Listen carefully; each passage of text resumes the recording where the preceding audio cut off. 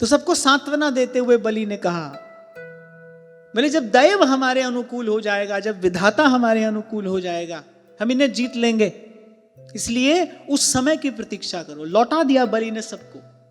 जैसे देवगुरु बृहस्पति ने कहा था ना कि जाओ कहीं जाकर छिप जाओ, ऐसी दैत्यराज बलि ने भी कहा, बोले यदि इस समय लड़े तो सबके सब नष्ट हो जाएंगे, काल से कोई नहीं जीत सकता। तो दैत्यराज बलि ने कहा कि जाओ सबके सब कहीं जाकर छिप जाओ, जैसे कभी देवता जाकर छिप गए थे। आज छिपने का तुम्हारा समय है। समय ही तो है भाई। किसे नु वक्त बनावे राजा, किसे नु दर दर रोले जी, वक्त किसे दे पैरी पैंदा, किसे दे सिर चढ़ बोले जी, किते नवें महल बनांदा है, किते बने बनाए ढांदा है, पर लखां विचों कोई बिरला मुल वक्त दा पांदा है, ये वक्त गुजरदा जांदा। इसको व्यर्थ मत जाने दीजिए। टेर टेर के कहत घड़ी घड़ियाल में, और चली जात है आयु जगत जंजाल में। हरि भक्तन संग बैठ हरि गुण गाइए,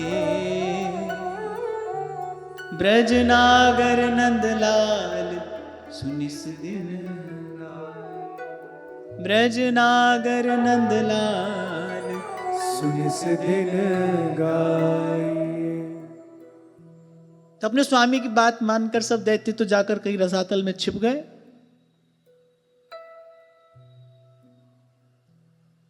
भगवान के हृदय की बात जानकर भगवान के जो वाहन हैं श्री गरुड़ जी, उन्होंने बलि को, वो चरणों में जो झुका बैठा था, उन्होंने बलि को वरुणपाश से बांध दिया। अब जब भगवान ने बलि को इस प्रकार बंधवाया, अब सब लोग हाय हाय करने लगे। ये तो निर्दोष है, निरपराध है, ये भगवान क्या लीला कर रहे हैं, ये तो किसी भी प्रकार से बांधे जाने योग्य नहीं है। फिर बांध कर भगवान ने बलि से कहा, अच्छा जब भगवान कृपा करते हैं ना,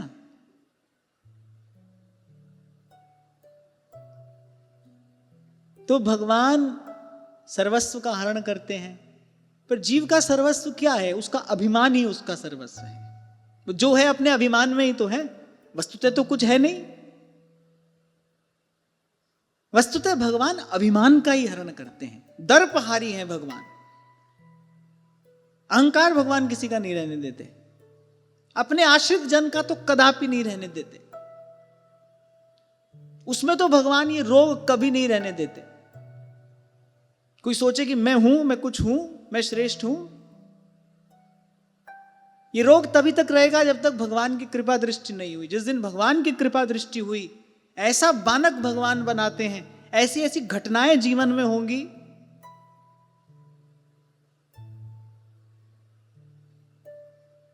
जो हो सकता है पहले पहले बड़ी सुखद ना लगे, पर परिणाम में अमृतोपमा। बंधवा दिया भगवान ने गरुड़ जी से कहकर, गरुड़ जी ने वरुणपाश से बांध दिया बलि को। बंधे हुए पड़े हैं बलि भगवान के चरणों में। तब भगवान ने कहा, हाँ भाई, पदानि त्रीणि दत्तानि भूमेर्मह्यं त्वयासुर, द्वाभ्यां क्रांता मही सर्वा, तृतीयम् उपकल्पय।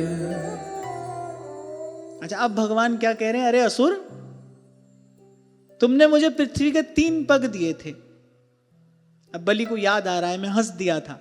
क्या कहा था मैंने? बातें तो वृद्धों की सी करते हो, पर बुद्धि अभी बालकों की सी है।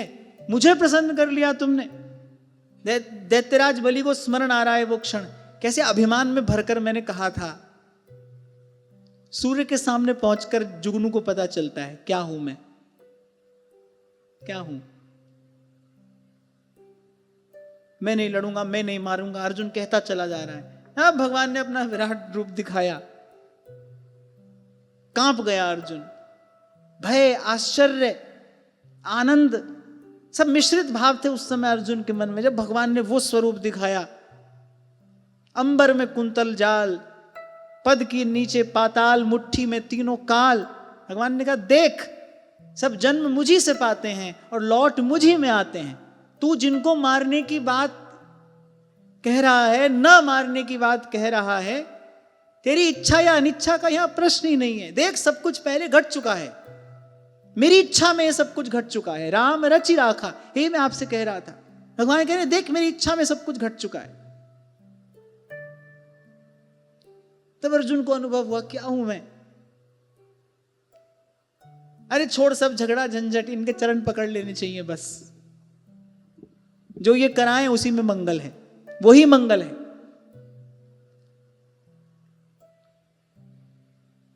तो बलि को याद आ गया वो क्षण, हंस दिया था मैं जब इन्होंने मुझसे 3 पग भूमि, 3 डग भूमि मांगी थी।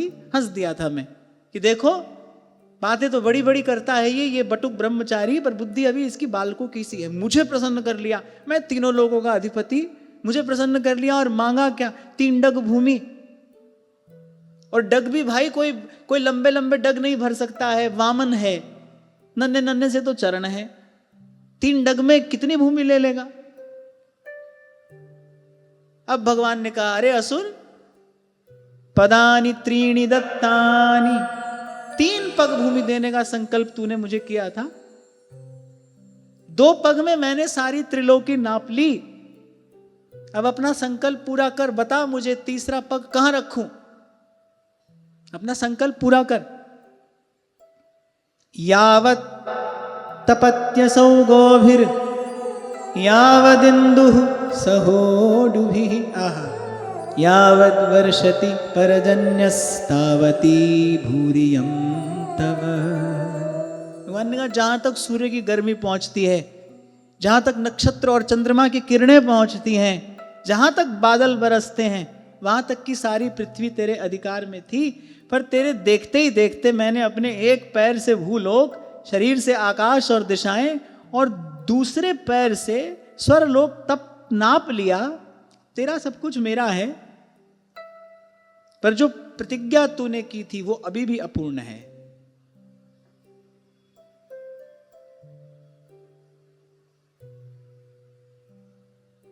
जो प्रतिज्ञा की थी वो अपूर्ण है। और फिर भगवान ने फल भी बताया। प्रतिज्ञा पूर्ण न कर पाए, कोई संकल्प लेकर अगर कोई नहीं देता, फिर भगवान कहते भाई उसको फिर कुछ काल तो नरक का वास करना ही पड़ता है। संकल्प करके अगर कोई न दे। और भगवान ने कहा, ये तेरे गुरु भी तेरे पास में ही खड़े हैं,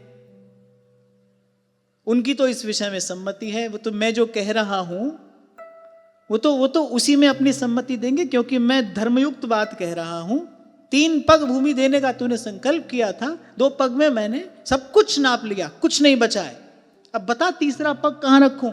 और यदि अपना संकल्प पूरा नहीं कर पाता है तू, वृथा मनोरथस्तस्य दूरे स्वर्गः पतत्यधः प्रतिश्रुतस्यादानेन यूर्थिनं विप्रलम्भते। भगवान ने कहा, जो याचक को देने की प्रतिज्ञा करके फिर मुकर जाता है और धोखा देता है, उसके साथ इस प्रकार का छल करता है, उसके सारे मनोरथ व्यर्थ हो जाते हैं। इस विषय में बहुत सावधान रहना चाहिए। हम लोग तो झूठ के, असत्य के इतने अभ्यस्त हो गए हैं ना, पर इस विषय में बहुत सावधान रहना चाहिए।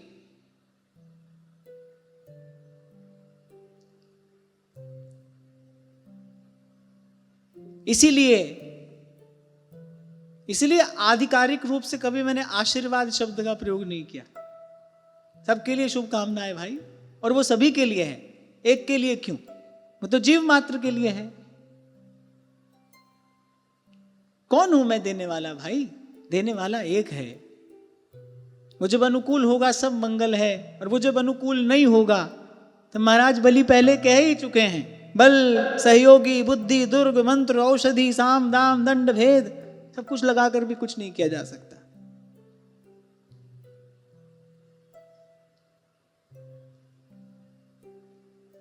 हमारे व्यास जी कहते हैं ना, वंशी ऋषि जजमान कल्प तरु व्यास न देत असीस शराब। कुछ नहीं देते हम देने वाले कौन है भाई? कुछ नहीं देते, ना आशीर्वाद देते हैं ना श्राप देते हैं। व्यास न देत असीस शराब। हमारे आचार्य ने सिखाया है, सब सोहित निष्कामति वृंदावन विश्राम। श्री राधा वल्लभ लाल को हृदय ध्यान मुख।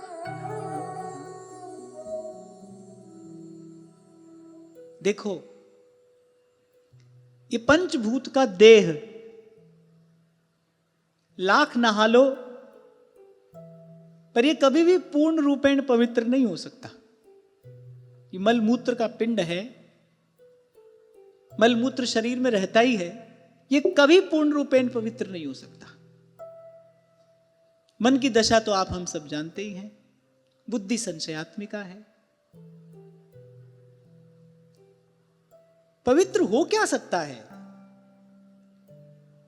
आचरण पवित्र हो सकता है, आपका भाव पवित्र हो सकता है, आपकी भावना निर्मल हो सकती है। इसीलिए मैं बार बार आपसे कहता हूं, हमारा जीवन गंगा जल के जैसा हो सकता है। भगवान के भक्त का आचरण पवित्र हो, उसका भाव पवित्र हो, कहीं किसी के अहित का लेश मात्र भी चिंतन न होने पाए, सब सोहित।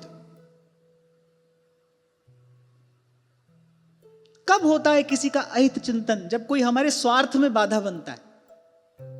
सारे कलुषों का मूल यही स्वार्थ ही तो है। जब कोई हमारे स्वार्थ में बाधा बनता है ना, तभी उसका अहित चिंतन होता है। जब हम हमारे स्वार्थ मूलक सुख को जब कोई हम तक पहुंचने में रोकता है, बाधा बनता है, बस उसका अहित चिंतन आरंभ हो जाता है।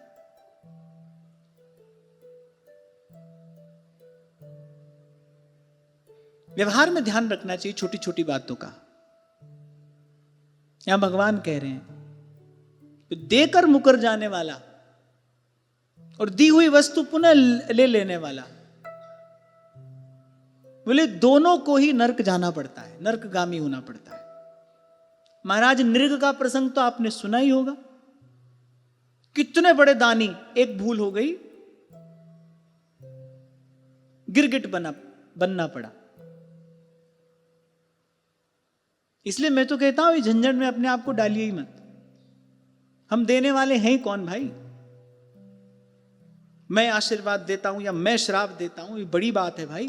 ये काम भगवान का है, भगवान को ही करने दीजिए। वो जिसे चाहे जो दें, वो सबको सब देने में समर्थ हैं। अपन तो सेवक बने रहें। मैं सेवक सचराचर रूप स्वामी भगवंत। आहा, स्मरण आ गया मुझे वो क्षण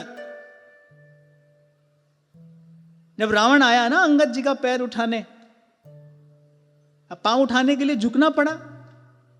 जब झुका दशानन, हटा लिया अंगद जी ने अपना पांव। अरे मेरे चरणों में क्या झुकता है, जा श्री रघुनाथ जी के चरणों में झुक। वहीं झुकने से जीव का मंगल होता है।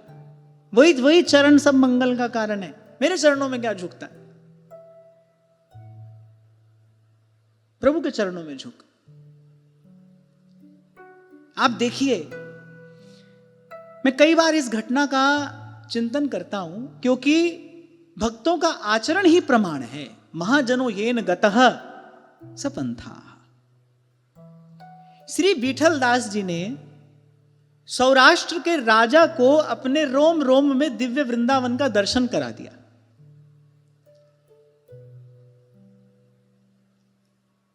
जन्म भर भजन करके भी कोई दिव्य वृंदावन की झलक नहीं पा पाता, और श्री विठल दास जी ने अपनी सामर्थ्य से उस राजा को जो दूर तक कहीं वृंदावन की रस रीति से परिचित नहीं है, उस राजा को दिव्य वृंदावन का दर्शन करा दिया। माने विठल दास जी की सामर्थ्य कोई साधारण तो नहीं होगी।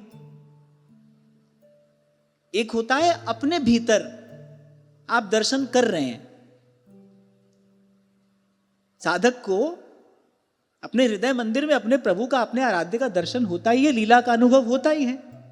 पर एक है किसी दूसरे को दर्शन करा देना, यह साधारण सामर्थ्य नहीं है। ये बात बताती है कि श्री विठल दास जी परम सिद्ध कोटि के महापुरुष हैं।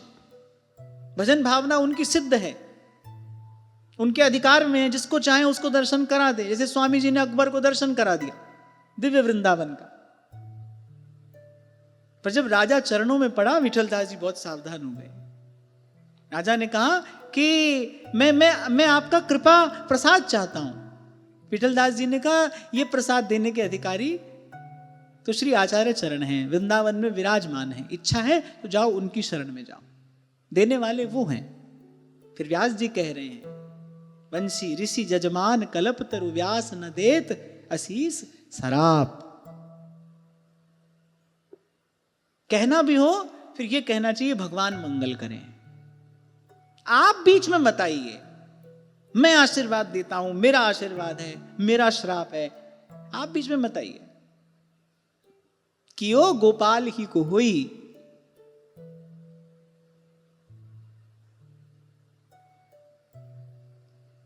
तो भगवान ने कहा जो याचक को देने की प्रतिज्ञा करके मुकर जाता है, उसके साथ इस प्रकार का छल करता है, उसके सारे पुण्य क्षीण हो जाते हैं, मनोरथ व्यर्थ हो जाते हैं। भगवान ने कहा स्वर्ग की बात तो दूर रही, कुछ नरक में गिरना पड़ता है। फिर भगवान ने कहा विप्रलब्धो ददामीति त्वयाहं चाढ्यमानिना तद्व्यलीकफलं भुङ्क्ष्व निरयं कतिचित् समाः। भगवान ने कहा बड़ा अभिमान था तुमको इस बात का कि मैं त्रिलोकी का स्वामी हूं, मैं तुम्हें दूंगा, ऐसा संकल्प किया था ना तुमने, मैं दूंगा तुम्हें। अब भगवान ने वो एक क्षण का स्मरण कराया। यही बात मैं आपसे कह रहा हूं, जीव देने वाला नहीं है भाई, हम देने में निमित्त बन सकते हैं। हो सकता है हम किसी को देने में निमित्त बने हो,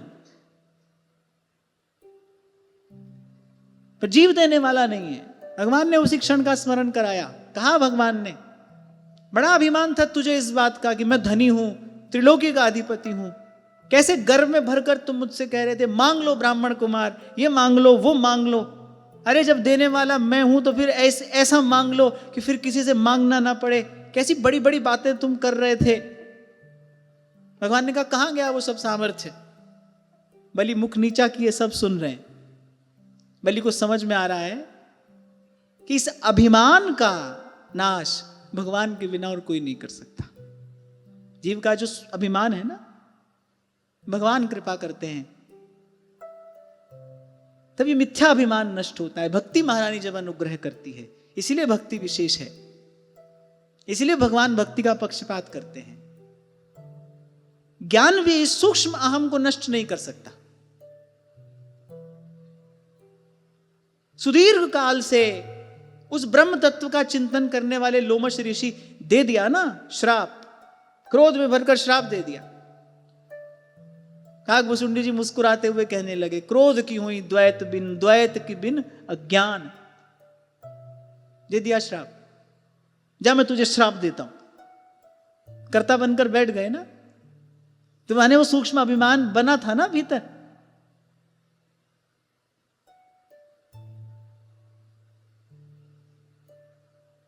और कर्मकांडी तो जैसे जैसे कर्म करता चला जाता है वैसे वैसे उसका अभिमान और गाढ़ा और गाढ़ा और गाढ़ा होता चला जाता है। वो तो बंधा ही है इस बंधन में। केवल भक्ति है जो निर्मल करती है जीव को, उसके सहज स्वरूप में स्थित करती है। जीव का सहज स्वरूप क्या है? प्रभु का दास है। प्रभु जी तुम स्वामी हम दासा, प्रभु जी तुम स्वामी हम दासा, ऐसी भक्ति करे रैदासा, ऐसी भक्ति करे दासा। संसार में कोई कहे ना मैं दूंगा, मैं दे सकता हूं, सूरदास जी कह रहे हैं अति झूठो है, वो झूठा है। भगवान ने कहा तूने भी झूठ बोला था, मैं दूंगा अब दे, संकल्प किया था मुझे देने का, लाभ दे। और यदि नहीं दे सकता तो भगवान ने कहा नरक का द्वार खुला है तेरे लिए। कहां गए वो सारे के सारे अश्वमेध यज्ञ, सब कुछ? भगवान ने कहा मुझे संकल्प करके तू नहीं दे रहा है, तू देने में असमर्थ है, मिथ्या अभिमान था तेरा, और अभिमान का परिणाम काम क्रोध मद लोभ सब नाथ नरक के पंथ। काम हो, क्रोध हो, लोभ हो, मद हो, सब नरक में ही ले जाने वाले हैं। इसलिए गोस्वामी जी कह रहे इन परिहरि रघुबीर ही भजहु भजहि जेहि संत। ये सब नाथ नरक के पंथ। क्षुद्र होती है ना जब दृष्टि, स्थूल होती है जब दृष्टि, तभी तक ये सब झगड़ा झंझट रहता है। जैसे ही भजन की कृपा से उर अंतर की वो ग्रंथि खुलती है, दृष्टि उदार होती है, या भगवान कृपा करके अपने ऐश्वर्य का, अपने उस विराट स्वरूप का, उस अनंत स्वरूप का अनुभव कराते हैं, सब अभिमान गल जाता है, कुछ नहीं रहता। फिर चेतना का ऊर्ध्वगमन होता है जब साधारण धरातल से उठ जाती है चेतना। नहीं तो छोटी छोटी वस्तु, छोटा सा कोई स्थान, छोटा सा कोई पद, उसी से चिपका जीव मैं करता, हम करता, फिर मरता है, फिर जीता है, फिर मरता है, फिर जीता है, जन्मता है, पुनरपि जननम पुनरपि मरणम।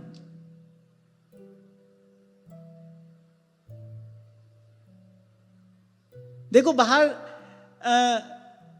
अब मान लो आप सड़क पर खड़े हो, दृष्टि उठाइए तो ऊंचे नीचे भवन दिखाई देंगे ना, कोई ऊंचा है कोई नीचा है। अब मान लो सबसे ऊंची इमारत की छत पर जाकर कोई खड़ा हो जाए तो उसको लगेगा मैं ऊंचा हूं बाकी सब नीचे हैं, लेकिन ऊंचे नीचे का भेद वहां भी बना है। लेकिन हवाई जहाज में ऊंचा बैठकर जब कोई नीचे देखता है ना, ऊंचा नीचा कुछ दिखाई नहीं पड़ता, सब बराबर, सब बराबर।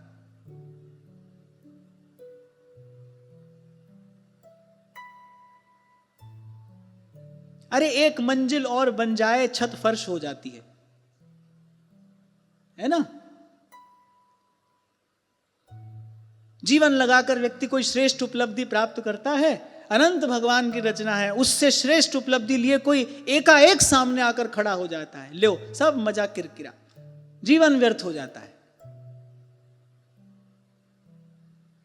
इसलिए इस दौड़ से एक और होकर राम झरोखे बैठ के सबका मुजरा ले,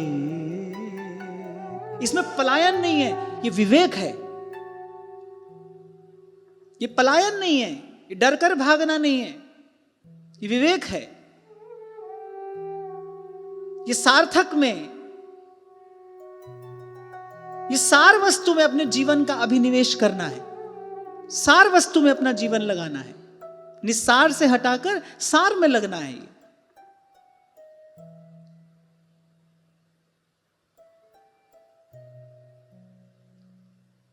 तो भगवान ने कहा ऐसी प्रतिज्ञा करके छल किया है तूने। भगवान ने कहा अब कुछ काल तक तुझे नरक में वास करना पड़ेगा। भगवान नरक में भेजने नहीं वाले हैं बलि को।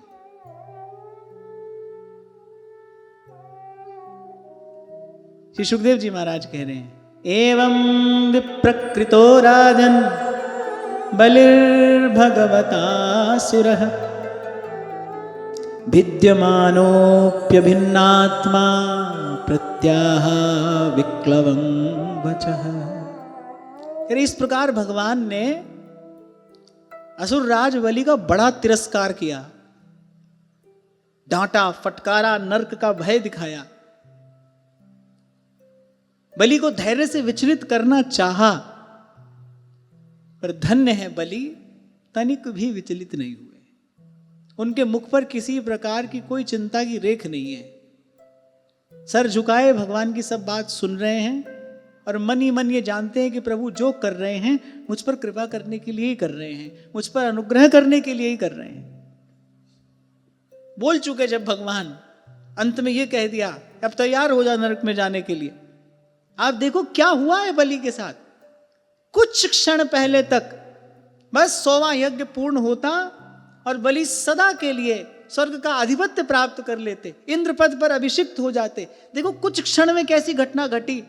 भगवान वामन ब्रह्मचारी का रूप धारण करके आए, बलि ने संकल्प किया, गुरु ने श्राप दिया।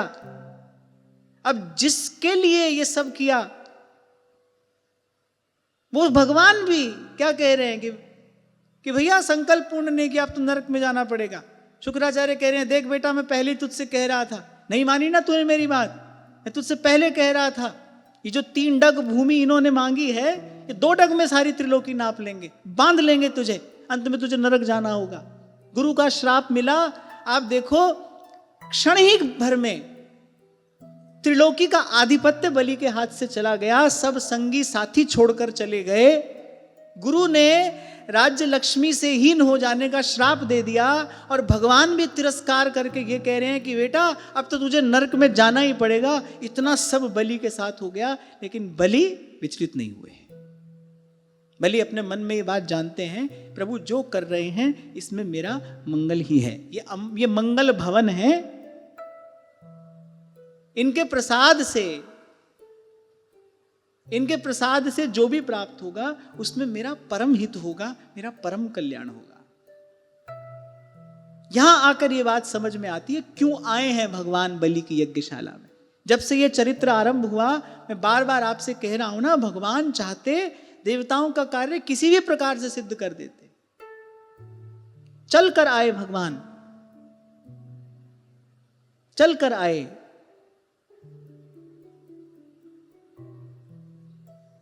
चरण धुलवाए बलि से, चरणामृत उसको प्रदान किया। जो कुछ क्षण पहले भगवान के सकल मंगलों के मूल चरणों का प्रक्षालन कर चुका हो, भगवान का चरणामृत ग्रहण कर चुका हो, शिरोधार्य कर चुका हो, उस जीव का भी कभी किसी प्रकार से अमंगल हो सकता है? कदापि नहीं हो सकता। भगवान ने बलि के मंगल की व्यवस्था तो पहले ही कर दी, अपना चरणामृत उसको प्रदान कर दिया, चरण धोवन उसको प्रदान कर दी। यद्यपि इस विषय में महापुरुषों ने अनेक अनेक उत्प्रेक्षाएं की हैं, पर मुझे ऐसा लगता है बलि के हृदय में वो जो छिपी हुई भक्ति है उसको प्रकट कराने के लिए ही भगवान ने सब लीला की है।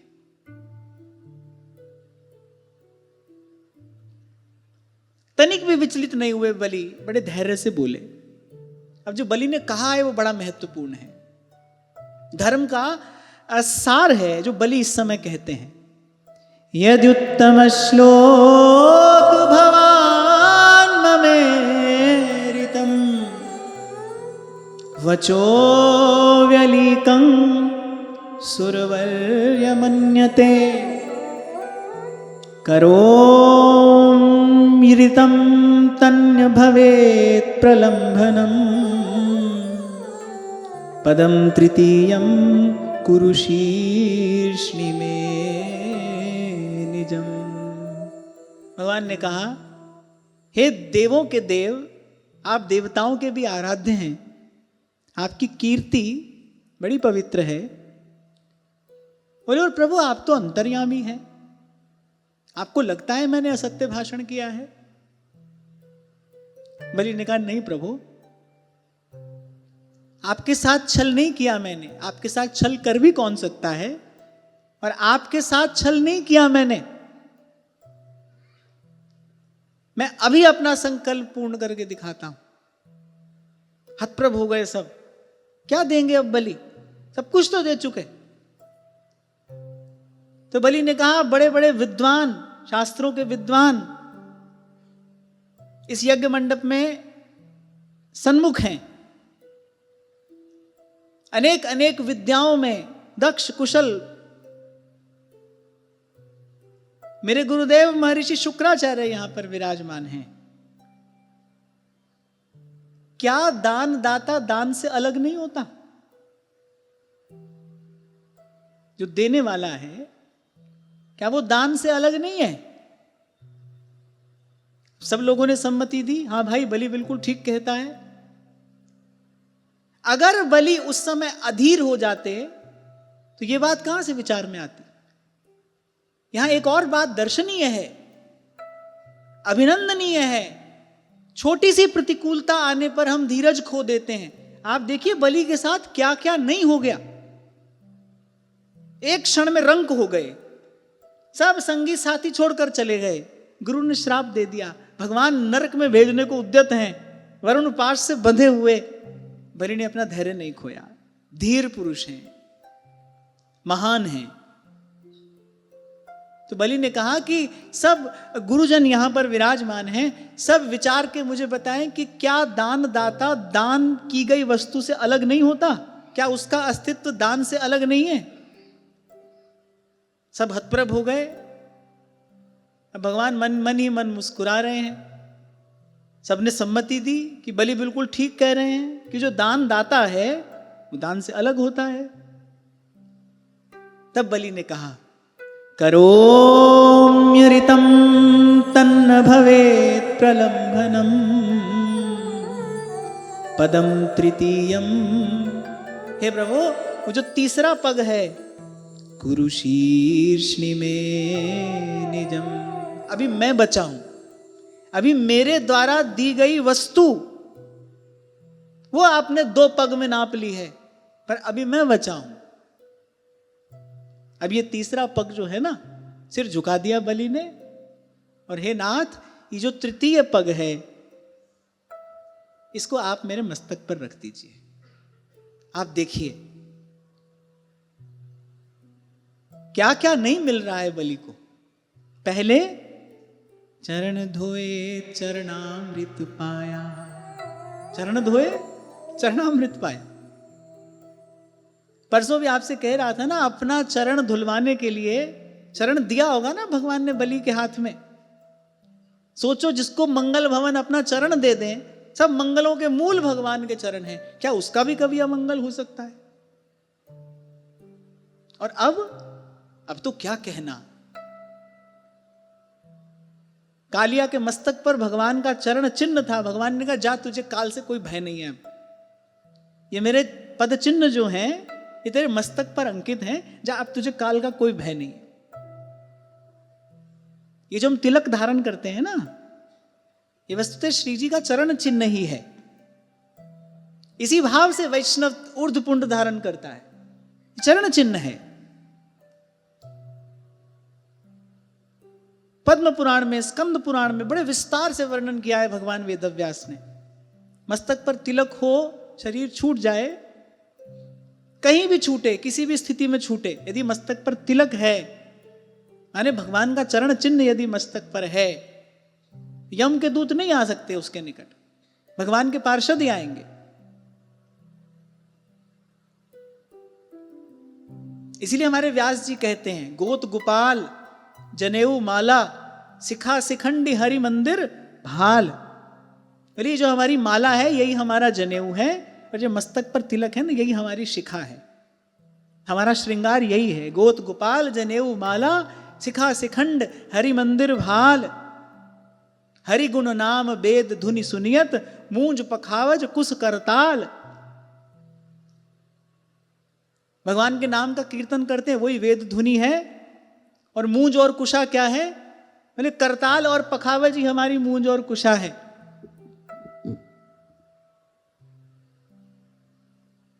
कृष्ण नाम संध्या तर्पण गायत्री जाप। कृष्ण नाम ही हमारी त्रिकाल, उसी से हमारी त्रिकाल संध्या होती है। बड़ी भारी महिमा है तिलक की। कालिया के मस्तक पर चरण चिन्ह ही छोड़ दिए थे ना भगवान ने। भगवान ने कहा, जा, अब तुझे भय नहीं है किसी से, अब तू सर्वथा निर्भय हो गया। अभय प्रदान करने वाले भगवान के चरण हैं। चाचा श्रीत वृंदावन दास जी ने श्री प्रियाजू और श्री लालजू के जो चरण चिन्ह हैं उसका बड़ा सरस और बड़ा मार्मिक वर्णन कवित्त में किया है। अनेक अनेक चरण चिन्हों से सुशोभित है श्री प्रियाजू और श्री लालजू के चरण तर। उन दिव्य चरण चिन्हों से अलंकृत सुशोभित महिमा मंडित चरण अब भगवान बलि के मस्तक पर रखेंगे। आप बताओ, बलि का सौभाग्य साधारण है? मैं तो पीछे मुड़कर देखता हूं किस भक्त को ऐसा सौभाग्य मिला है। पहली बात, भगवान याचक बनकर आए हैं। बलि को सबसे बड़ा यश तो भगवान ने यही दे दिया, बलि के द्वार पर भगवान मांगने आए। जो दाता है वो याचक बन के आ रहा है। फिर चरण धोए चरणामृत पाया, और भगवान के चरणामृत की महिमा क्या है? केवट बताते हैं, नाथ आज मैं काह न पावा, मिटे दोष दारिद्र दुख दावा। आपका चरणामृत पान करके मेरे सारे दोष, मेरा दारिद्र्य, मेरे दुख, मेरे कलमश नष्ट हो गए।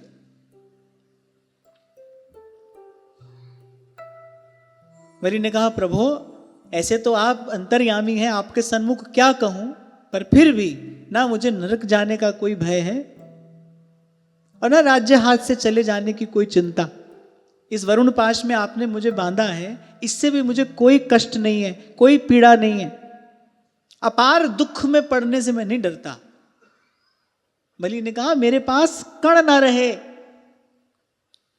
आप मुझे भयानक दंड देने को उद्यत हैं, आप मुझे नरक जाने का संकेत कर रहे हैं, इसकी भी चिंता मेरे मन में नहीं है। मैं यदि डरता हूं तो अपयश से डरता हूं, मैं यदि डरता हूं तो अपनी अपकीर्ति से डरता हूं। शास्त्र का वचन है, सज्जन पुरुष यश के लिए जीवन धारण करते हैं, सुयश हो।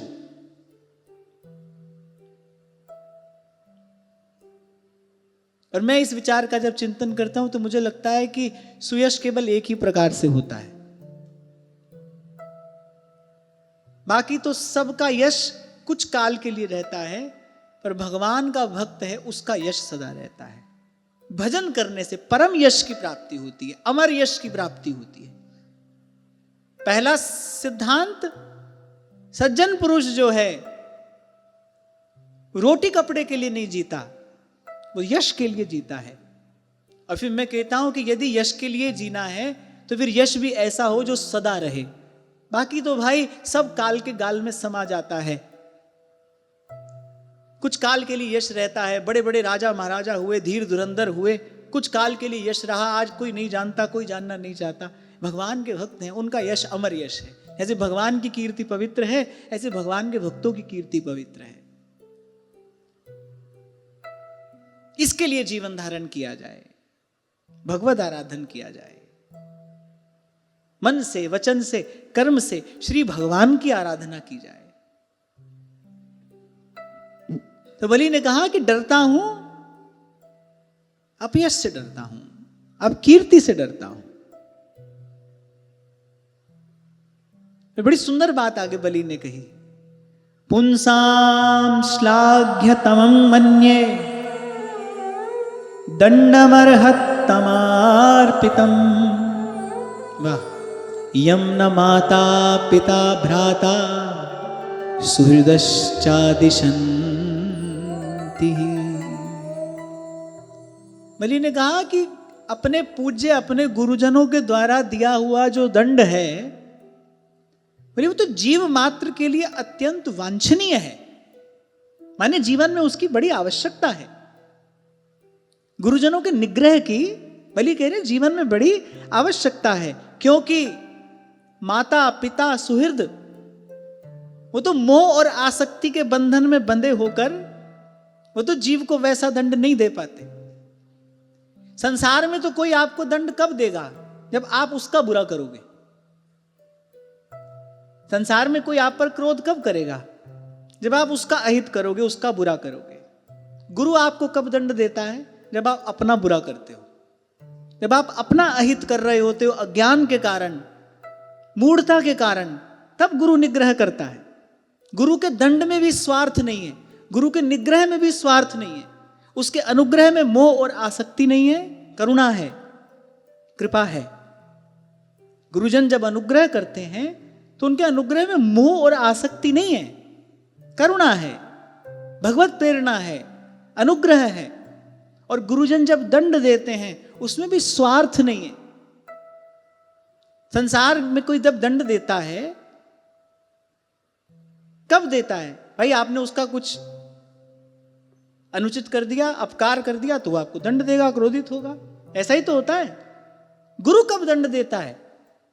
जब आप अपना अहित कर रहे होते हो, जब ये अमूल्य जीवन अपने हाथ से गंवा रहे होते हो, जब आप संतों गुरुजनों की सेवा से विमुख हो रहे होते हो, तब आपके अहित का विचार करके, आप पर दया करके गुरु आपको दंड देता है। तो गुरु के निग्रह में भी स्वार्थ नहीं, परमार्थ है। और यहां बलि यही बात कह रहे हैं कि तो बड़ी प्रशंसा की बात है, आप मुझे दंड दे रहे हैं, ये तो बड़ी बड़ी वांछनीय वस्तु है, बड़ भागी को ये दंड मिलता है। बलि ने कहा पुंसाम श्लाघ्यतमम, पुंसाम श्लाघ्यतमम मन्ये दंडमर्हतमार्पितम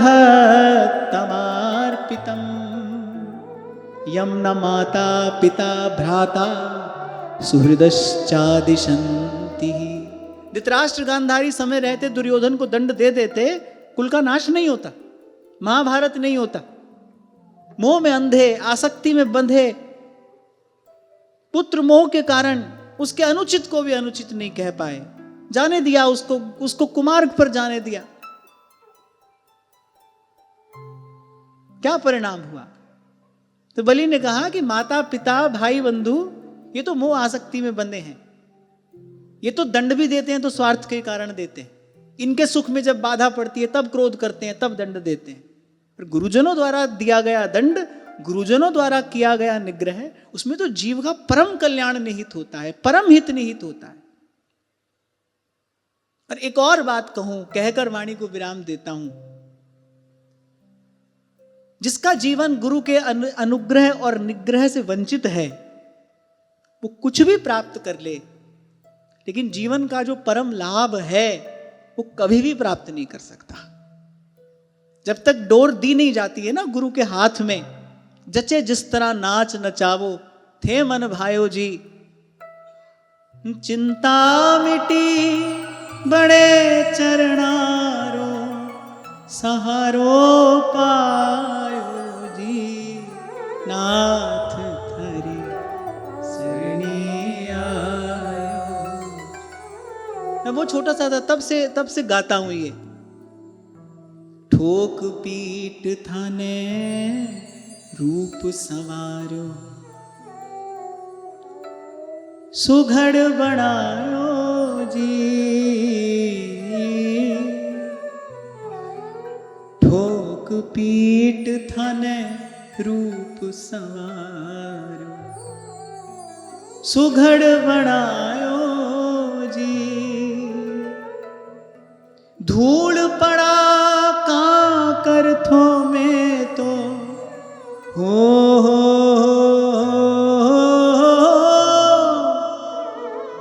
धूल पड़ा कांकर थो में तो सिरे चढ़ायो जी, नाथ धरी सरणी आयो जी, नाथ धरी सरणी आयो। क्या मूल्य है मिट्टी का? मिट्टी तो है, पांव तले आती है, हवा के साथ कहीं घर के भीतर भी आए तो झाड़कर हटा दी जाती है। और वही मिट्टी जब कुम्हार के हाथ में पड़ती है तो सुंदर घट का निर्माण करता है। कभी भगवान का अभिषेक होते देखा है? देखा है कभी भगवान का अभिषेक होते देखा है? भगवान के मस्तक के भी ऊपर कलश होता है। जिस कलश में जल भरा रहता है ना, अभिषेक का पवित्र जल, भगवान के मस्तक के भी ऊपर होता है। तो ही बात कही है यहां, ठोक पीट थाने रूप संवारो। गुरु कुम्हार शिष्य कुंभ है, घड़ घड़ काढ़े खोट। और जो गुरु ऐसा नहीं करता वो बेईमान है, वो गुरु कहलाने योग्य नहीं है। अंदर हाथ सहारा दे और बाहर मारे चोट। ठोक पीट थाने रूप संवारो, सुघड़ बनायो जी। आकार दिया गुरु ने, धूल पड़ा कांकर थो में तो हो